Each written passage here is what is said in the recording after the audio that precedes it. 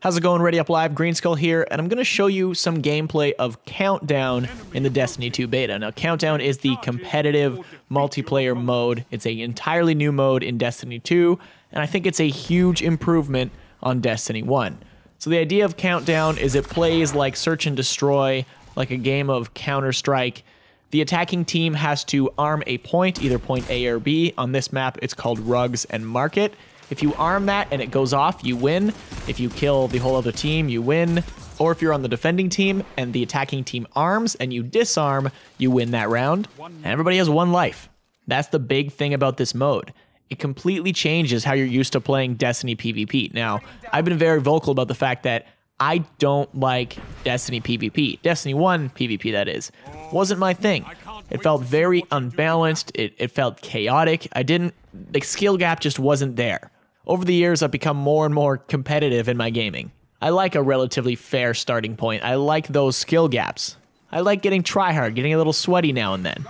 And Destiny 1 was nowhere near that. It was actually one of the big things that turned me off Destiny 1.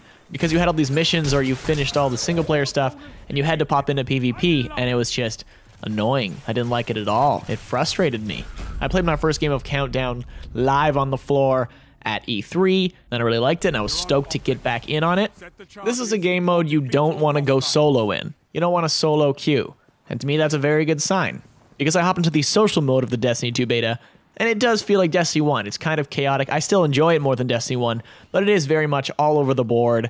You're just flying around with supers, and it's just not much rhyme or reason, right? You don't really need to communicate with your teammates. In Countdown, you absolutely need to communicate with your teammates. If the other team is working together and talking it out and you're not, you're gonna get crushed in this game mode. And that really comes down to the fact that everyone has one life. People are being sneaky. They're not just running in to fight. You wage war like a true titan. Double down.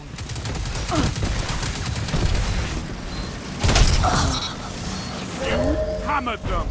Do it again.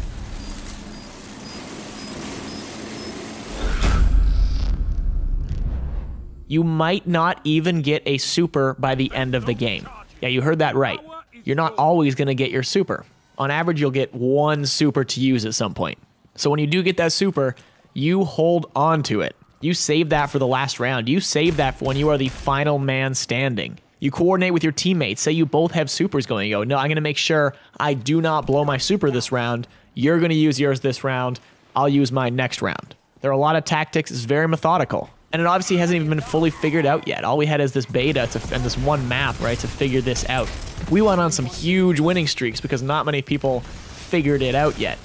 But that being said, we absolutely got donged on every now and then. Occasionally, there'd be a team that came in that just rolled over us. And no matter how frustrated it made me, I wasn't frustrated at the game. I was frustrated at myself. I wasn't pissed that everyone's just having supers and I'm just like, oh, that shouldn't have hit me. No. It was entirely, we got outplayed. They team-shotted better.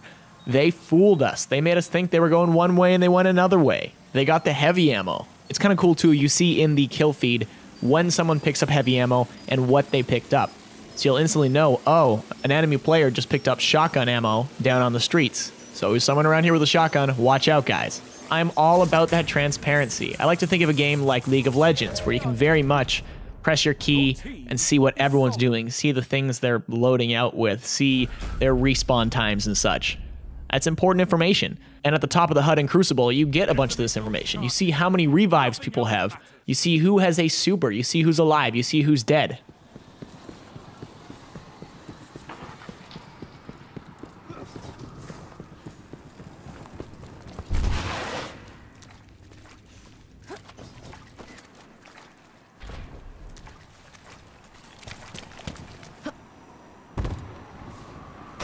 Charge set. Now hold the line.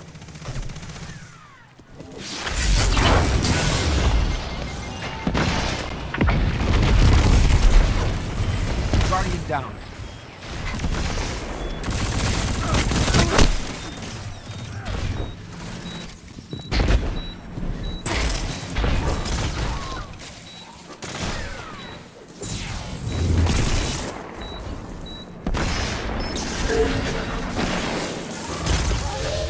And revives are interesting too. After 20 seconds, you can be revived. You can only do that once per round. honestly, most games you don't see revives. Revives usually only come into play when the game's almost at a stalemate, when two teams just don't want to push each other and it's just long and hectic. And that's cool. It's definitely another element to think, should I push? Should I maybe hold back? But savvy teams will guard the corpses of the enemies to make sure they cannot be revived. Come at me. I'm going to stand on your buddy's grave so you can come at me and I'll shotgun you in the face.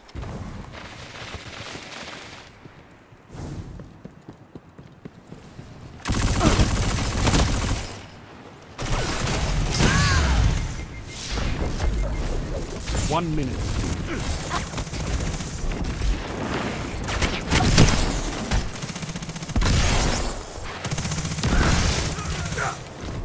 I think most weapons play very well. I still haven't figured out the linear fusion rifle.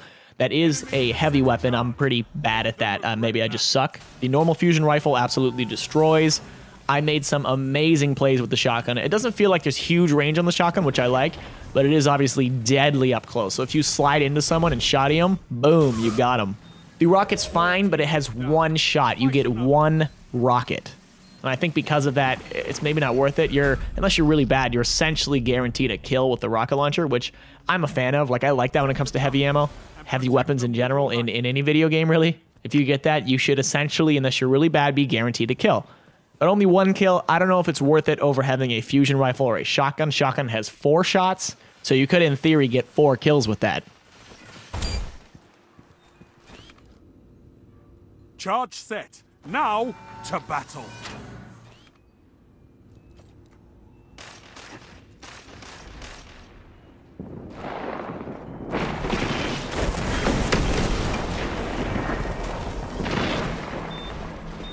Guardian down. Guardian down.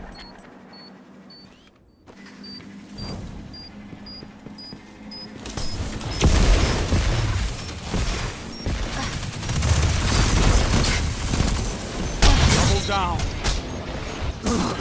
3 opponents down. Your team has been neutralized. I play as a Titan, and I found the Sentinel, the guy with the shield, didn't really work for me. Not in this mode, at least. I'm sure the bubble could be used more effectively somewhere. Didn't experiment too much. I switched to Striker, and I found a lot more success with the Striker. However, I definitely choked a lot with the Striker, too. It doesn't have the range it used to have back in Destiny 1. It doesn't just, like, arc outwards so far. But you can keep smashing with it, and smashing with it, and smashing it, and chasing people. But I definitely always threw it a little too soon over and over and over again. It's certainly more effective in rugs than market because they're just close quarters, and when someone knows you're striking over there, it's danger. So even if the whole other team is dead, if they armed the charge, you need to disarm it. So there's been a few times where we totally forgot. We kill everyone, we're celebrating, and we're going, oh crap, the bomb's still gonna go off. We gotta go get that. Enemy has set a charge. Defuse it.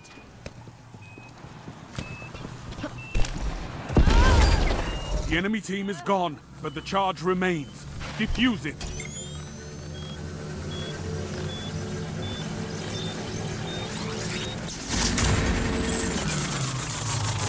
Charge defused. Relax. Nothing explodes this round. I think in summary, I am very, very, very impressed with this mode. Not everyone's going to agree. It might just not click with some people. But going in with the team, with the intent to win, having a good time with it at the same time, though, just playing, it's something I've never seen from Destiny before. And I could tell how into it my whole team was getting. My whole Mixer streaming team, we were having a blast with it. And to me, that is the sign of a good game, of something built well. They learned their lessons, they took some notes, and they made a PvP mode that, in my opinion, is so much more worth playing than anything in Destiny 1.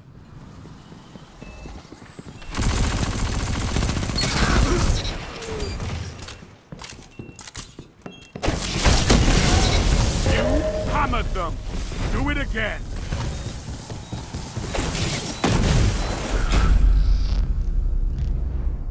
I'd be curious to hear your thoughts in the comment section below.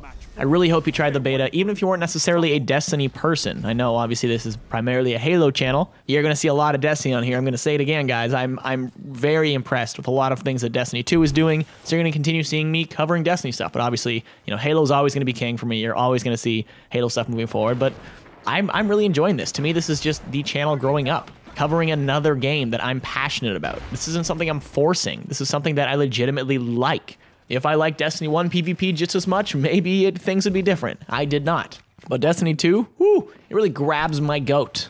People say that, grabs my goat. That's still a thing. It is now. Thank you guys so much for watching. I appreciate you. Hit that thumbs up. As I always say, I imagine you nodding, stroking your beard, sipping a coffee, hitting that like button. Your support means the world to me. Thank you so much for watching, and I'll see you guys next video. Opponents down. A powerful finish.